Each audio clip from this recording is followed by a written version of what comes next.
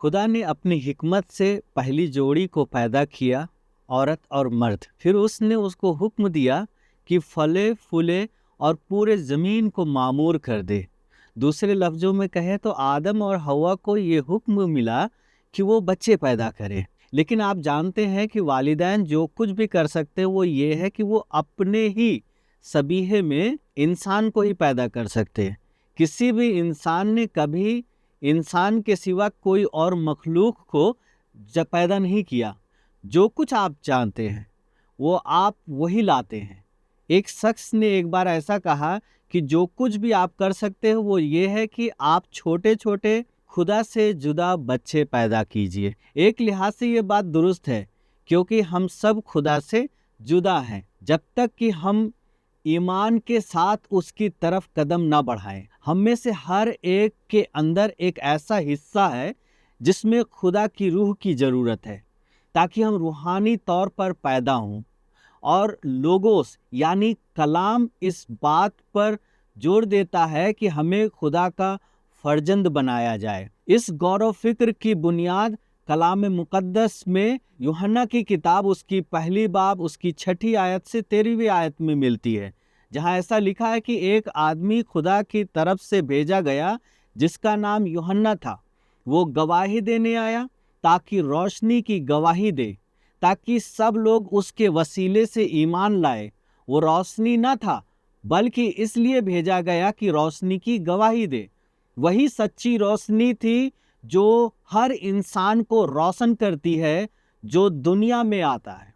वो दुनिया में था और दुनिया ने उसके वसीले से पैदा हुआ और उसी ने उसको न पहचाना। वो अपने लोगों के बीच में आया, लेकिन लोगों ने उसे कबूल न किया। लेकिन जितनों ने उनको कबूल किया वो उसको वो हक बख्शा कि वो खुदा का फर्जंद यानी बेटा ठहरे, ईमान लाए, जो न खून से, न जिस्मानी ख्वाहिश से, न इंसान के इरादे से, बल्कि खुदा के तरफ से पैदा हुआ।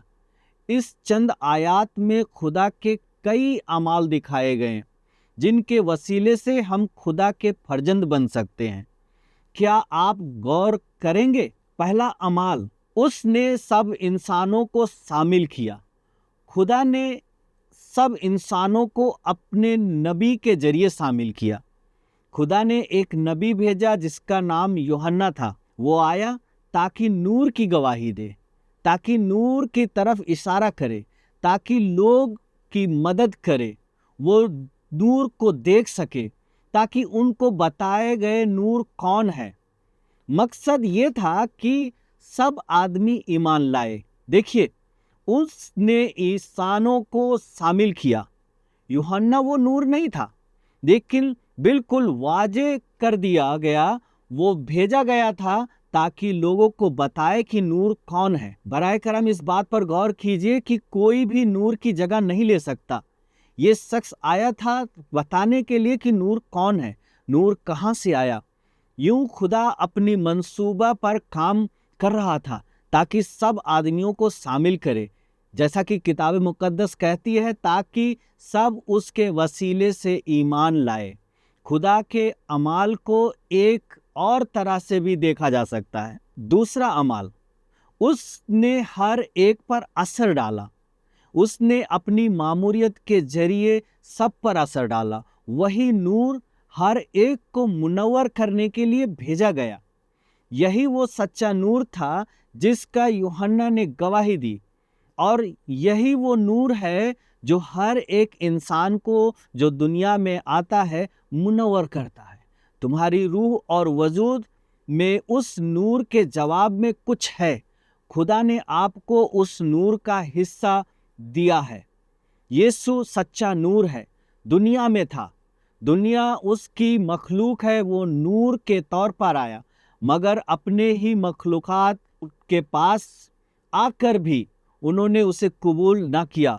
उसके अपने लोगों ने भी उसे न माना। फिर भी उसका नूर के तौर पर आना सब पर असरअंदाज रहा। मैं इस बात पर खुश हूँ, क्योंकि इसका मतलब ये है कि कोई भी बाहर नहीं रखा गया, सब शामिल है। लेकिन इससे बढ़कर ہر کوئی روشنی سے متاثر ہوتا ہے۔ ہمارے اندر ایک صلاحیت ہے کہ ہم اس روشنی کا جواب دے سکیں۔ اصل میں آپ سے متاثر ہو چکے ہو، آپ کو اس کا علم نہ ہو، لیکن آپ متاثر ہو چکے ہیں، کیونکہ خدا کی روشنی آپ کے اندر رکھی گئی ہے تاکہ وہ روشنی اس روشنی کے جواب دے سکے۔ یعنی حقیقی روشنی کے لیے بائبل یہ صاف طور پر بتاتی ہے کہ اس روشنی نے انسان کو روشن کیا۔ خدا کے عمل میں اس نے سب کو متاثر کیا۔ تیسرا عمل، اس نے چند کو قابل بنایا۔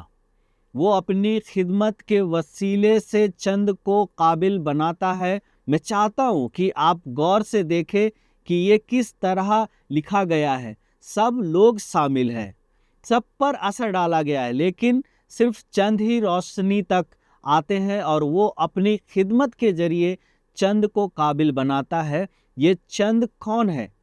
وہ جو اسے قبول کرتے ہیں، لیکن جتنے نے اسے قبول کرتے وہ اس کو وہ اختیار دیتا کہ وہ خدا کا فرزند بنایا جائے۔ اصل فیصلہ یہ ہے کہ اسے قبول کرے۔ وہ ان کو خدا کے فرزند بننے کے قابل بناتا ہے، وہ آپ کو بدل دیتا ہے، اس کے بعد آپ خدا کے فرزند بن جاتے ہیں۔ خدا سے پیدا ہوئے ہو، نہ کہ خون یا جسم کے عمل سے، نہ آدمی کی مرضی سے، بلکہ خدا سے پیدا ہوئے۔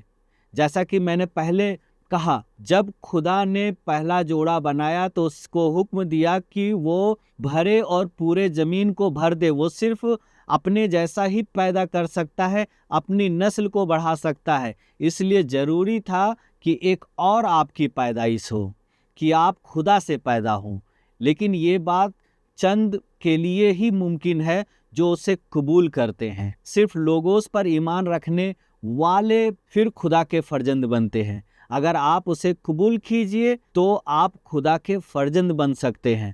میں پھر کہتا ہوں، آپ کو اسے قبول کرنا چاہیے، یعنی یسوع کو۔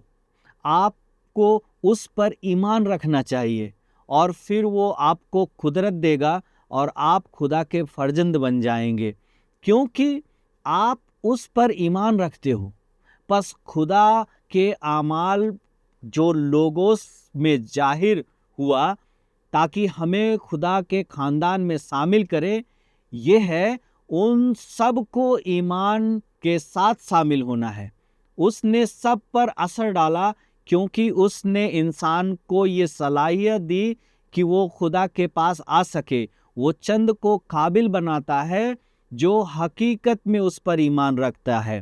اسی لیے میں بار بار کہتا ہوں میرے دوست کہ ایمان آپ کے لیے بڑی سمجھ اور تجربہ کے دروازے کھولے گا، لیکن آپ کو اس میں ایمان کا قدم اٹھانا ہوگا۔ آئیے ہم دعا کرتے ہیں۔ خدا، ہمیں تیرے کلام کے ذریعے تیرا فرزند ہونے کا موقع ملا، ایک نئی زندگی جو جسمانی نہیں بلکہ روحانی طور پر ہم زندہ ہو، کیونکہ ہم جو ہوتے ہیں وہی بنتے ہیں۔ ہم روحانی ہیں تو ہم روحانی بنیں گے، ہم جسمانی ہیں تو جسمانی بنیں گے۔ ہونے دے کہ ہم خدا کے فرزند ٹھہریں، روحانی طور پر جنم لے کے۔ اس دعا کو خداوند المسیح کے نام سے مانگتے ہیں، آمین۔